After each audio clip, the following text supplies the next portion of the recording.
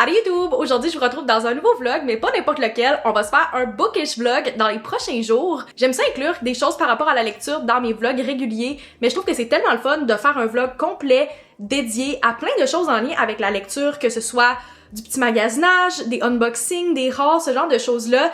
Et j'ai l'impression que ça fait vraiment longtemps que je n'ai pas fait une vidéo complète dédiée à la lecture. Fait que c'est ce qu'on va faire dans les prochains jours. Si vous aimez ce genre de vidéo-là, n'hésitez pas à vous abonner pour ne pas manquer les prochaines. Mettez un like si vous aimez les vidéos lecture. Et c'est parti pour ce bookish vlog. J'ai profité de la nouvelle année pour faire un switch que ça fait assez longtemps que je considérais. J'ai toujours utilisé Goodreads depuis que j'ai recommencé la lecture, mais c'est tellement une plateforme mal faite. L'interface est juste tellement, mais tellement désuet. On dirait que ça date des années 90. Je pense qu'ils l'ont créé il y a comme une dizaine d'années, une vingtaine d'années, puis ils ne l'ont jamais modifié depuis. Il y a aucune amélioration qui est faite, puis je trouve que tout ce qui est comme communauté est vraiment moyen sur Goodreads. J'ai vu plein de gens en fin d'année aussi qui publiaient leur wrap-up Fable, puis c'était tellement, mais tellement mieux que celui-là par Goodreads. Fait que ça m'a vraiment confirmé que je voulais faire le switch, et j'ai transféré toutes mes données de Goodreads jusqu'à Fable, fait que j'ai officiellement commencé à l'utiliser. D'ailleurs, je vais vous mettre le lien si vous voulez aller me suivre dans la description, parce que je sais qu'il y a plein d'entre vous qui me suivez sur Goodreads, puis c'est pour ça que je publie encore un petit peu sur les deux en ce moment, parce que je sais que la plupart des gens qui me suivent sont là-dessus, puis ils savent pas que j'ai Fable,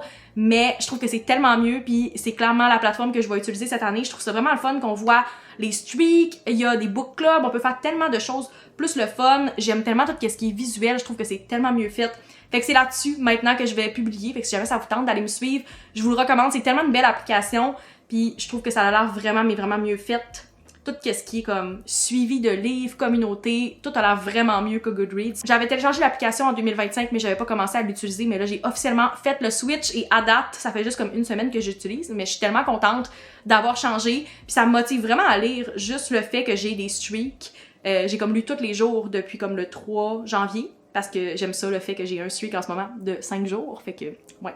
Ben le fun, j'ai fait le switch et je suis très contente jusqu'à présent. Je viens tout juste de recevoir un colis vraiment excitant. C'est quelque chose que je voulais vraiment à Noël, qui était sur ma wishlist, mais ça s'est tellement vendu rapidement quand ça a été lancé en décembre. J'ai pas réussi à l'avoir. C'est quelque chose relié à la lecture, fait que je me suis dit qu'on allait faire un petit unboxing ensemble. Je vais vous montrer qu'est-ce que j'ai acheté. J'ai réussi à mettre la main sur la toute nouvelle Kobo Remote. C'est une télécommande Bluetooth pour tourner les pages de sa Kobo. Il existe depuis quelques années un peu des marques random qui ont fait une clip que tu peux accrocher sur ta Kindle ou ta Kobo, puis tu peux tourner les pages avec une télécommande, sauf que ça prend la clip dessus, c'est pas Bluetooth. Mais là, Kobo ont lancé leur propre télécommande. Ils l'ont lancé la première semaine de décembre, ça s'est vendu tellement, mais tellement rapidement. Tous les détaillants qui l'avaient ont été sold out juste avant les fêtes. Il y a quelques endroits où on pouvait comme rentrer son courriel ou son numéro de téléphone pour recevoir une notification quand il allait avoir un restock. Lundi soir, j'étais en train de faire ma vaisselle, puis j'ai reçu un texto de la part de Kobo pour me dire qu'il y a un restock. J'ai tout laissé tomber, et une minute plus tard, j'avais passé ma commande. Il y a la noire et la blanche, il y avait les deux en stock, puis j'ai choisi la noire pour que ça matche avec ma Kobo. Puis je suis tellement contente de l'avoir eu, parce que je pensais vraiment pas réussir à l'avoir aussitôt dans l'année, sachant que c'était vendu partout, puis ça s'est vendu tellement rapidement. Je pense que j'ai retourné comme 5 minutes après sur le site. Il en restait déjà plus, c'était un stock vraiment limité. Fait que si jamais c'est quelque chose que vous voulez commander, je vous conseille vraiment d'activer les notifications sur le site de Kobo. La livraison est gratuite, puis ça m'a pris comme 4-5 jours pour la livraison, ça a vraiment pas été long. Voilà de quoi elle a l'air, c'est vraiment tout petit, c'est à peu près comme la grosseur de la paume de ma main. Il y a deux boutons, un pour avancer, un pour reculer, puis ça se connecte vraiment automatiquement avec le Bluetooth de votre Kobo. J'ai juste activé le Bluetooth ici dans mes paramètres, puis je l'ai tout simplement branché. Vraiment simple, je vais aller l'essayer, voir ça donne quoi. Par exemple, là, je suis sur une page en ce moment. Oh my god, c'est tellement le fun! Très très nice. J'ai l'impression que c'est même plus rapide que si vous tournez la page directement avec vos mains. Ok, j'adore. C'est trop le fun. Ça a pris 3 secondes pour la brancher, puis ça vient aussi avec la petite corde comme ça, fait que vous pouvez la mettre dans votre poignet. Par exemple, si vous marchez sur le tapis roulant, moi c'est quelque chose que j'ai vraiment l'intention de faire cet hiver. L'année passée, j'ai beaucoup lu avec ma Kobo sur le tapis roulant quand il faisait froid. Puis la seule chose que je me disais, oh, ça serait le fun qui me manquait, c'était justement d'avoir une télécommande, parce que tu peux continuer à marcher tout simplement, puis utiliser tes bras sans avoir besoin d'arrêter pour tourner les pages. Puis je lis quand même assez rapidement, fait qu'il fallait quand même que je tourne souvent les pages, fait que ça va être vraiment pratique pour ça. L'autre façon que j'ai vraiment hâte de m'en servir aussi, moi j'ai un des étuis Kobo que tu peux comme plier comme ça, et tu peux tout simplement le mettre sur une table, fait que j'ai vraiment hâte de lire comme sur mon divan cet hiver, puis d'avoir juste ma Kobo sur la table, puis d'utiliser ma télécommande. Ça va être vraiment pratique pour ça. C'est juste un petit gadget vraiment le fun. C'est pas quelque chose que vous avez besoin nécessairement si vous avez une Kobo, mais je sais qu'il y a plusieurs personnes qui, comme moi, vont s'en servir puis qui trouvent que c'est vraiment le fun à avoir. Fait que voilà, c'est mon petit achat de la semaine. Je me suis gâtée. C'est mon petit cadeau comme de Noël de moi à moi. Ça coûte, je pense, 34-35$ sur le site de Kobo. Fait que si jamais c'est quelque chose qui vous intéresse, je vais vous mettre le lien dans la description. Comme j'ai dit, je vous conseille de vous inscrire aux notifications sur le site de Kobo, comme ça vous allez être sûr de savoir quand il va y avoir un restock. Je suis vraiment de bonne humeur parce que j'ai une super belle activité ce soir. On se fait un petit watch party avec mes amis parce qu'il y a un film qui est sorti hier qu'on voulait vraiment regarder ensemble. C'est l'adaptation du livre People We Meet on Vacation qui est sorti sur Netflix. J'ai vu des petits sneak peeks, j'ai vu des commentaires de des gens qui ont vraiment aimé ça, mais je me suis pas laissé le regarder. On s'est dit qu'on allait tous le regarder ensemble.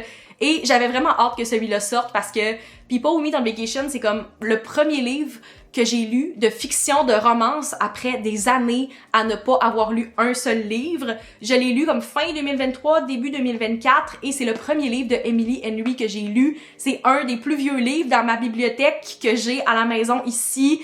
Puis j'ai vraiment, mais vraiment aimé ce livre-là. C'est aussi le seul que j'ai en 2 éditions différentes dans ma bibliothèque. J'ai l'édition régulière, l'ancienne, parce que là, je sais qu'ils ont refait le cover avec une image des acteurs puis du film. J'ai aussi l'édition spéciale qui est sortie en 2025 que je trouve tout simplement magnifique comme ça, avec le rose gold et avec toutes les images de Palm Springs. Je pense qu'ils ont changé ça dans le film. Je pense que l'intrigue se passe plus en Espagne ou quelque chose comme ça dans le film, mais dans le livre, en tout cas, ça se passe beaucoup à Palm Springs, puis je trouve que c'est tellement, mais tellement beau ce qu'ils ont fait avec l'édition spéciale, et le livre en dessous est comme corail avec du rose gold aussi, c'est vraiment magnifique. Ce livre-là a vraiment une place spéciale dans mon cœur, fait que j'ai juste vraiment hâte qu'on regarde ça ensemble ce soir, puis je me suis dit que c'est thématique que j'amène avec moi dans ce vlog-là parce que c'est une adaptation d'un livre aussi. Je vous redonne mon feedback une fois que je vais l'avoir écouté, mais mes attentes sont assez élevées, j'ai vraiment hâte de voir qu'est-ce qu'ils ont fait avec le film.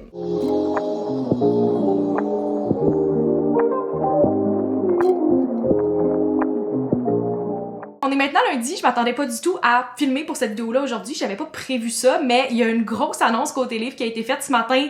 J'aurais dû filmer, avoir su, j'aurais comme filmé ma réaction quand j'ai ouvert Instagram parce que j'étais tellement, mais tellement contente. C'est Rachel Reid qui a officiellement annoncé le tome numéro 7 de la série Game Changers qui va s'appeler Unrivaled, fait que c'est la suite du tome 6 de Long Game. Fait qu'encore une fois, on a l'histoire de Shane et Ilya qui va se continuer. Ça fait plus qu'un mois que j'en parle sur mes plateformes, mais j'ai tripé sur la série, la saison 1 de Heated Rivalry, sur la série Game Changers. J'ai tout lu les livres en l'espace de moins de 3 semaines et j'ai même fait des relectures de certains tomes juste après les avoir lus. Fait que j'ai relu Heated Rivalry, j'ai relu The Long Game.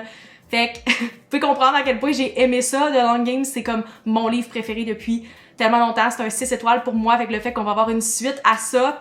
Je suis tellement, mais tellement contente. Rachel a vraiment réussi à flouter les cartes parce que il y a quelques jours, elle s'est fait demander si elle pensait écrire peut-être un autre livre pour la série, puis elle disait comme « Ah, je sais pas, je le considère peut-être », puis là, elle annonce aujourd'hui, drop the bomb comme ça, qu'il va y avoir un autre tome qui sort en septembre. Je suis prête, j'ai tellement hâte.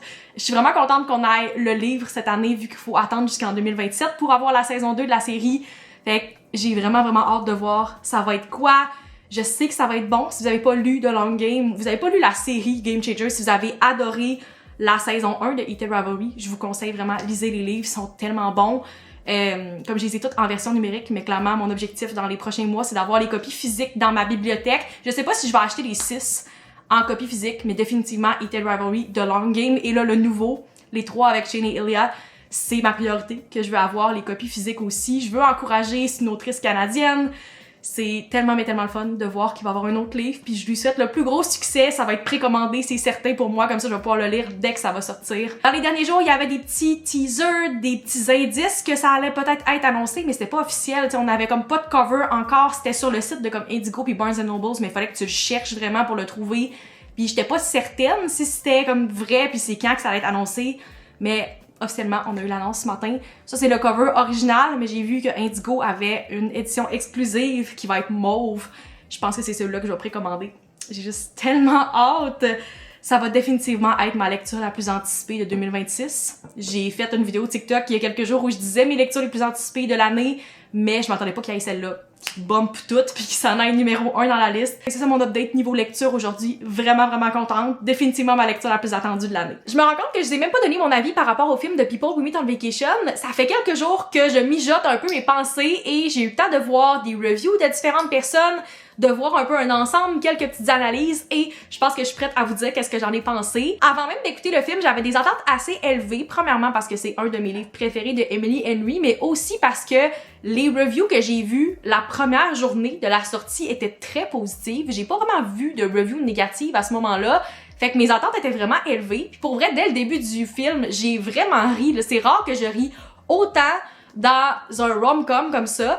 Habituellement, je trouve que c'est vraiment cheesy pis c'est vraiment comme cringe, mais c'était pas du tout le cas pour moi. J'ai vraiment ri dès le début du film, fait que je vais vraiment donner des points pour ça. Selon moi, le casting était vraiment excellent. Je trouvais que Emily était la parfaite Poppy. Je trouvais tellement qu'elle l'a bien joué, puis que ça lui ressemblait. Je trouvais vraiment qu'elle était super dans ce rôle-là. Puis même Tom Blythe dans le rôle de Alex, je le trouvais vraiment bon. C'est comme ça que je l'avais imaginé aussi. Fait que les deux, je trouve vraiment que c'est un très bon casting, puis qu'ils ont bien joué les personnages aussi. Niveau cinématographie, j'ai vraiment aimé comment ça a été filmé aussi. Je trouvais que c'était vraiment le fun, tout ce qui était comme couleur, la musique aussi. J'ai vraiment gasp quand ils ont commencé à jouer August de Taylor Swift. J'ai des gens qui peuvent en témoigner qui étaient à côté de moi quand j'ai écouté le film. Mais je trouvais que c'était vraiment bien fait à ce niveau-là et qui ont quand même bien géré aussi les time jumps parce qu'il fallait quand même qu'on passe de des flashbacks au moment présent. Fait que ça, je trouvais que c'était clair, c'était bien géré aussi. Mon plus gros commentaire et quelque chose que j'ai vu beaucoup de gens souligner aussi, c'est que je trouvais que le format de film était vraiment pas idéal pour ça. Oui, ils ont bien fait les time jumps, mais il nous manquait tellement d'été et ça leur aurait été parfait s'ils avaient fait ça dans une série, par exemple, de comme 5-6 épisodes, ou peut-être plus même, comme ça on a chaque été qui est représenté dans un épisode, par exemple, chaque voyage. Fait que je trouvais que c'était un peu rushed dans le format film. Je pense que ça aurait été vraiment le fun dans une série. On n'aurait pas manqué des moments parce qu'ils ont dû couper vraiment beaucoup de choses, comme des choses qui étaient majeures, selon moi, dans l'histoire, que si t'as juste écouté le film, tu sais pas du tout par rapport aux personnages.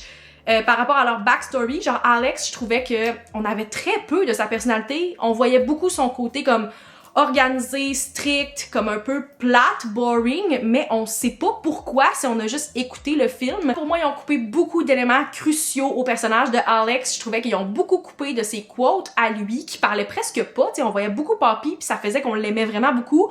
Mais on dirait qu'Alex, il parlait pas, puis que quand il parlait, c'était comme pour dire des choses négatives, fait qu'on croyait pas autant au fait qu'il était comme en amour avec elle à la fin. En tout cas, ça, c'est mon avis personnel. Peut-être que vous l'avez pas vu comme ça. Si vous avez juste écouté le film, vous avez pas lu le livre, peut-être vous avez une vision différente. Et pour les gens qui ont lu le livre récemment, je pense que ça sera pas la même chose que si vous l'avez lu il y a plusieurs années comme moi. Mon amie Noémie venait tout juste de le terminer parce qu'elle l'a lu juste avant qu'on écoute le film. Puis il y a plein d'éléments qui étaient comme... OK, ça a été changé, ça c'est différent, tandis que nous, c'était un peu plus loin dans notre esprit, mais il y a quand même beaucoup de choses que j'étais comme « Ah, OK, tu sais, c'est correct de faire des changements puis c'est normal dans une adaptation », mais j'ai pas trop compris, premièrement, pourquoi ça a été changé à Barcelone au lieu de Palm Springs. C'est correct, c'est tel que tel, mais il y a beaucoup de choses comme les quotes importantes à Alex, ces déclarations d'amour qui nous manquaient, puis selon moi, ça aurait pas été trop compliqué de les ajouter. La dernière petite chose que je me suis vraiment demandé pourquoi il avait coupé puis que c'était aussi court, qu'on attend tout le film, c'était vraiment la scène quand il commence à pleuvoir puis que leurs grosses déclarations et qu'ils sont ensemble à Barcelone / Palm Springs, dépendant de où vous êtes dans le livre ou dans le film. Je me suis vraiment demandé pourquoi il avait coupé toute cette tension-là. C'est vraiment une scène super importante dans le livre. Je sais qu'ils l'ont filmé, puis au final, ça a comme été coupé parce qu'ils trouvaient que ça faisait pas trop de sens, puis que c'était comme trop intense. Mais j'aurais vraiment aimé voir cette scène-là parce qu'on voit vraiment leur chimie. Je trouvais que c'était super important. Ça a été filmé en plus, puis on a juste eu genre un bec. Puis après, c'était comme fade out, puis on passe à autre chose. C'est peut-être moi aussi qui est rendu habituée avec Heated Rivalry. Je m'attendais qu'il y ait la grosse scène, puis finalement, ils nous l'ont coupé vraiment short. Fait que j'étais un peu déçue parce que je trouvais que c'était vraiment important dans le livre. J'ai quand même vraiment apprécié, mais j'ai eu une préférence pour le livre que j'avais donné 4.5 étoiles. Pour le film, je pense que je donnerais comme un 4 étoiles, quelque chose comme ça. J'ai quand même vraiment aimé. Peut-être que j'aurais encore plus aimé si j'avais pas lu le livre avant. Je vais sûrement le réécouter, peut-être réanalyser des petites choses. Mais ouais, j'ai quand même préféré le livre. J'ai pas été déçue, mais mes attentes étaient vraiment élevées, fait que ça a peut-être pas aidé non plus. Bon vendredi la gang, je vous amène avec moi aujourd'hui parce qu'on s'en va faire une activité thématique. On va faire un petit peu de book shopping aujourd'hui. Je suis vraiment excitée parce que je me suis pas tant laissée dans les derniers mois aller en librairie trop longtemps, vraiment regarder les livres parce que c'est trop tentant pour moi, je me connais, je vais avoir le goût d'acheter des livres quand je fais ça. Quand j'ai repassé à travers ma bibliothèque au début de l'année, j'étais quand même assez surprise de voir que la plupart des livres qui sont dans ma bibliothèque, je les ai déjà lus ou il y a une raison en particulier pourquoi je les ai pas lus. Par exemple, il y en a 3-4 là-dedans que c'est des livres, des romances vraiment d'été que je me garde pour lire cet été. Fait que c'est pour ça que je les ai pas lus encore. Donc là, je me donne le droit d'aller juste checker, naviguer la librairie puis voir s'il y a des livres qui m'intéressent, peut-être les ajouter à ma wishlist ou peut-être en acheter un ou deux aussi pour pouvoir lire dans les prochaines semaines parce que je lis quand même assez rapidement. J'ai déjà 3 livres de lus depuis le début de l'année puis on est le 16 janvier présentement. Fait que à date, mon rythme de lecture est assez bon. Fait que je me laisse le droit, si je trouve des livres qui m'intéressent ou que j'ai sur ma wishlist, de potentiellement les acheter. C'est là que je m'en vais aujourd'hui avec mon amie Charlotte. On a spoté 1 ou 2 librairies qu'on voudrait faire et dépendant du temps qu'on a, peut-être qu'on va aller à la bibliothèque aussi. Fait que dans tous les cas, je vais vous amener avec nous. Je suis bien excitée. On dirait que ça fait longtemps que j'ai pas pris le temps dans une librairie. Puis c'est vraiment le fun de juste naviguer puis de pointer des livres ensemble. Je trouve que c'est encore plus le fun de faire ça entre amis que toute seule. Fait que voilà, je vais vous amener avec nous cet après-midi.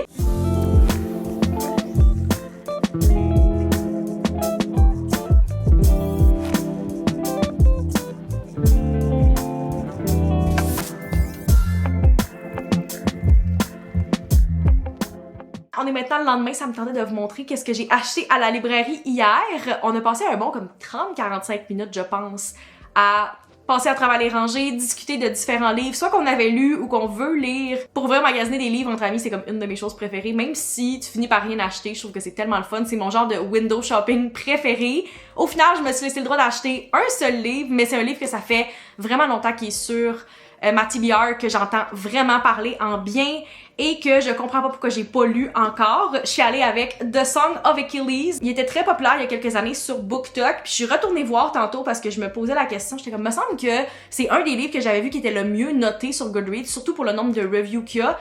Et j'ai l'impression que c'est le cas parce que la moyenne est de 4.3 étoiles sur Goodreads et c'est très très rare que je vois quelque chose en haut de du comme 4.1, 4.2, 4.3, je pense que j'ai jamais vu ça, puis il y a presque 2 millions de personnes qui ont raté ce livre-là, fait que je suis vraiment excitée, ça fait longtemps que je veux le lire, c'est des thématiques que je trouve vraiment intéressantes, c'est comme de la fiction historique, avec la mythologie grecque, il y a des sujets queer aussi, je pense qu'il y a une romance là-dedans. D'après ce que j'ai entendu, c'est aussi très emotional, fait que je suis prête à pleurer en lisant ce livre-là. J'avais regardé pour soit emprunter le livre ou l'acheter sur ma Kobo, mais les délais étaient super longs, puis je veux vraiment le lire dans les prochains jours, et en plus, j'ai tendance à, quand j'aime vraiment un livre, l'acheter juste après pour avoir une copie physique dans ma bibliothèque, et j'ai l'impression que je vais vraiment aimer ce livre-là. En tout cas, mes attentes sont très élevées. Fait qu'au final, j'ai décidé de l'acheter puis d'avoir ma propre copie physique, mais j'ai vraiment hâte de le lire dans les prochains jours, même si je sais que ça risque d'être assez intense comme lecture, mais je suis prête. Ça fait longtemps que j'en entends parler puis je sais pas pourquoi je l'ai pas lu encore. Fait que voilà, c'est le livre physique que je me suis laissé acheter à la librairie. Je pense qu'on est dû pour se faire un petit reading update. J'ai terminé un livre la semaine passée que ça me tentait de vous partager. C'est The Favorites de Lane Fargo. C'est un livre qui est sorti, je pense, au tout début de l'année 2025.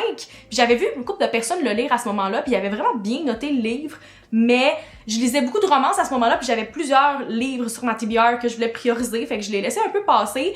Et en septembre, il y a eu comme une petite promo sur le site de Kobo. Ils font ça de temps en temps, un genre de 4 livres pour 20$. Et celui-là en faisait partie, il y avait quand même une bonne sélection. Puis comme j'en avais entendu parler vraiment bien, j'étais comme, ok, je pense que c'est un livre que j'aimerais, je vais l'acheter. Fait que je l'ai acheté, mais j'ai eu un gros reading slump de comme septembre à décembre où j'ai rien lu. Fait que ce livre-là est resté téléchargé sur ma Kobo en attendant que je le lise. Puis finalement, je l'ai commencé au début du mois de janvier. À la base, je l'ai commencé parce que je voulais quelque chose d'autre qu'une romance. J'avais lu une couple de romances d'affilée, puis je voulais quelque chose de différent. Fait que ça, c'était noté comme une fiction.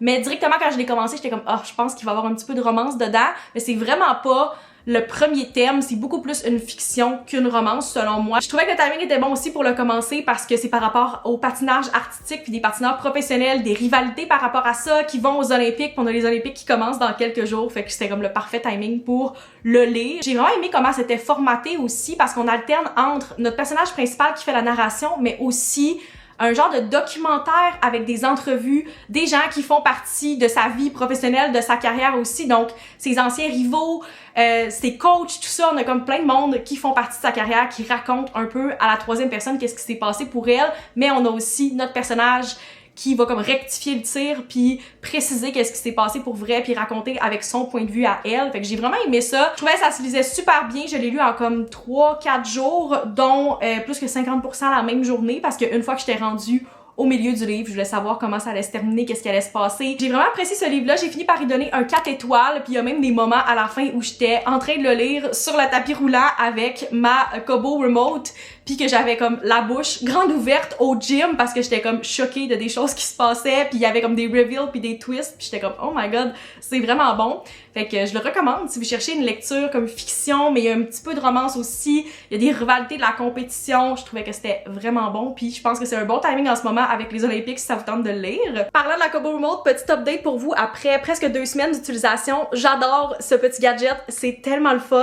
J'en ai vraiment profité pour l'essayer quand je suis allée au gym pour lire avec ma Kobo, puis c'est tellement le fun sur le tapis roulant, c'est vraiment l'utilisation principale que je pensais en faire et c'est définitivement parfait pour ça. Ça prend presque pas de place, fait que vous pouvez facilement la tenir dans vos mains, la porter avec vous dans votre sac de gym puis vous en servir pour changer les pages. C'est beaucoup plus facile de lire sur le tapis parce que vous n'avez pas besoin de comme changer manuellement les pages à toutes les 2 secondes. Fait que sans grande surprise, j'ai adoré l'utiliser sur le tapis, mais je pensais pas m'en servir autant à la maison non plus, juste en lisant sur mon divan ou dans mon lit le soir. Je trouve que c'est vraiment le fun de tourner les pages avec ça. Pendant l'hiver, t'as juste le goût d'être comme cozy. Puis t'as pas le goût de tout le temps tourner les pages parce que c'est comme des petites pages, fait que je change assez souvent, je lis assez vite. Je trouve que c'est tellement le fun de juste switcher les pages avec ça. Il y a beaucoup moins de lag, j'ai l'impression, et j'accroche toujours la fonction surlignée quand je change les pages sur ma Kobo, puis ça devient frustrant, puis j'ai pas ce problème-là avec la télécommande. Fait que j'ai vraiment adoré ça pour ça. Je m'en suis servi tous les jours que je lisais mon livre, puis en ce moment, je suis comme déçue de pas pouvoir m'en servir parce que je lis un livre physique. Le seul petit bémol, selon moi, quelque chose que je savais avant de l'acheter, mais qui est vraiment pas majeur selon moi, c'est que ça décharge votre Kobo un peu plus rapidement en l'utilisant parce que vous utilisez la fonction Bluetooth. Donc, la batterie passe un petit peu plus rapidement, mais c'est vraiment pas un problème pour moi. J'ai peux quand même faire une couple de jours avec la batterie de ma Kobo avant de la recharger.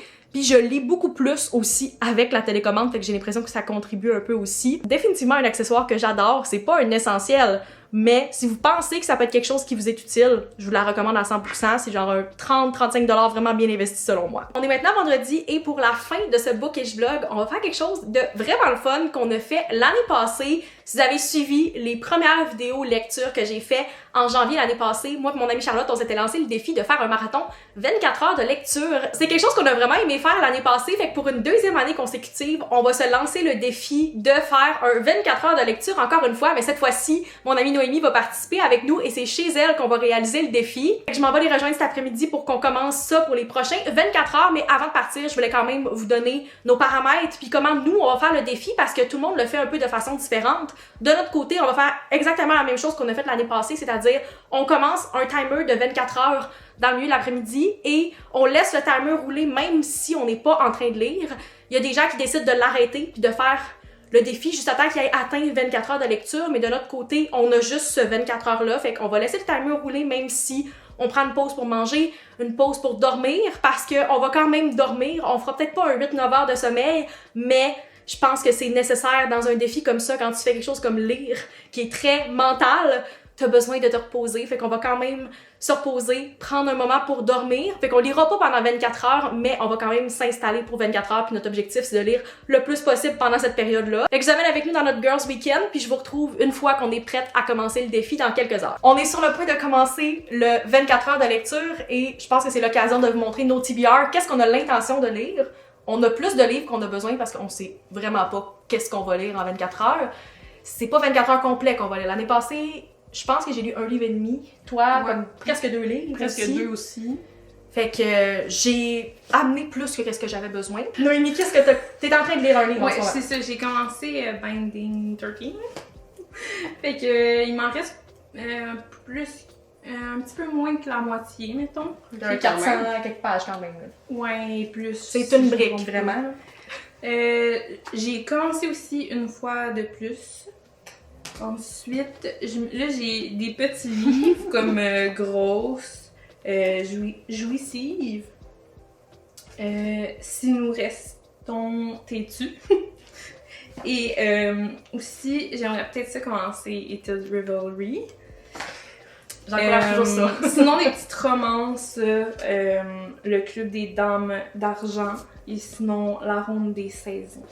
Ça serait ça. Fait que t'as plein de choix quand même diversifiés. Là. Beaucoup de choix. Ça va être vraiment du mood reading, j'ai l'impression, pour tout le monde. Là. Ben là, moi, j'ai commencé du Stephen King, contrairement à mes habitudes. Fait que peut-être continuer Salem. Après ça, j'aimerais vraiment lire lui. I ou I've never known man. Ouais, c'est vrai, c'est pas facile à dire. Une dystopie, là, fait que féministe, on aime ça. Après ça, Bride, que Noémie m'a donné aussi, fait que j'ai hâte de voir. Petite romance, puis finalement, j'aimerais ça continuer là, pour ma maîtrise, ça ici, théorie autochtone. Fait que c'est très varié, je sais pas du tout où je m'en vais, mais j'ai beaucoup de choix. Fait que... Vous êtes plus variés que moi. On n'est pas surpris parce que l'année passée, dans les 24 livres que j'ai lus, j'en ai lu 24 que c'était des romances. Moi, j'ai déjà commencé One Last Stop de Casey McKinston, fait que je vais commencer par terminer celui-là. Je suis présentement au tiers, fait que priorité numéro 1. Puis après ça, je vais y aller selon mon mood. Ça a l'air que je suis dans un mood pour pleurer.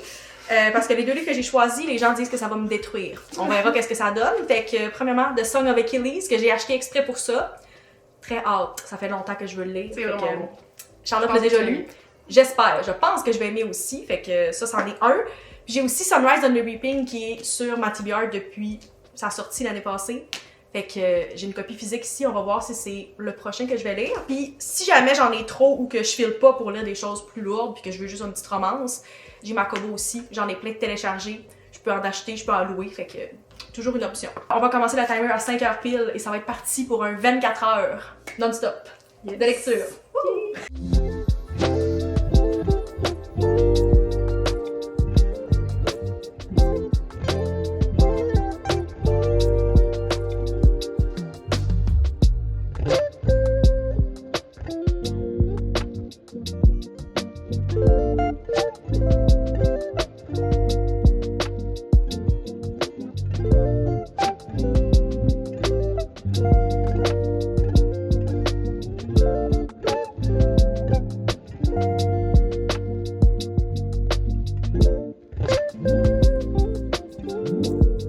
Update! On est maintenant le jour 2 du marathon de lecture. Il est 1h10, donc il reste à peu près 4 heures à notre défi. Et je viens de terminer mon premier livre. Je pensais vraiment le terminer hier. Je pensais pas qu'on allait autant yap et aussi peu lire pour la première journée, honnêtement. Mais je suis quand même contente. J'ai terminé mon premier livre. J'étais à comme 30% hier, fait que j'ai quand même lu 300 quelques pages.